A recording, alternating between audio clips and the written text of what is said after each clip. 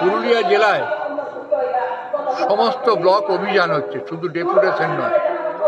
আগের থেকে পার্থক্যটা হচ্ছে গেলাম, কাগজ দিলাম, চলে এলাম তা নয়। গত 25 তারিখে 26 তারিখে ইতিমধ্যে 14টা ব্লক অভিযান হয়েছে। বানবান এবং মানবাজার 2 ব্লক অভিযান হচ্ছে। 1 নম্বর দাবি, প্রধান দাবি, কাজ। 100 দিনের কাজ। 100 দিনের কাজ, এই দাবিটা আদায় করেছিল 61 জন বামপন্থী সাংসদ, বাসুদেব আচারিয়া এদের নেতৃত্বে। নরেন্দ্র মোদী সরকার এসে এই কাজটা গুটিয়ে দিতে চাইছে।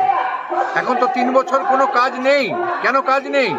বলছে নাকি তৃণমূল সরকার 100 দিনের কাজে চুরি করেছে। তো 100 দিনের কাজের যে আইন, সেই আইনেই বলা আছে যে যারা কেউ যদি 100 দিনের কাজে চুরি করে তাকে শাস্তি দিতে হবে। কিন্তু তার মানে এই নয় যে যারা চুরি করছে তাদের জন্যে এই বান্দোয়ান ব্লক এলাকার এত গরিব মানুষ যারা মাটি কেটে 100 দিনের কাজে রোজগার করতে চায়, খেতে চায়, তাদের কাজ বন্ধ করে দেবে। আমাদের প্রধান দাবি হচ্ছে 100 দিনের কাজ চালু করতে হবে, এটাকে 200 দিন করতে হবে, বকেয়া মজুরি দিতে হবে।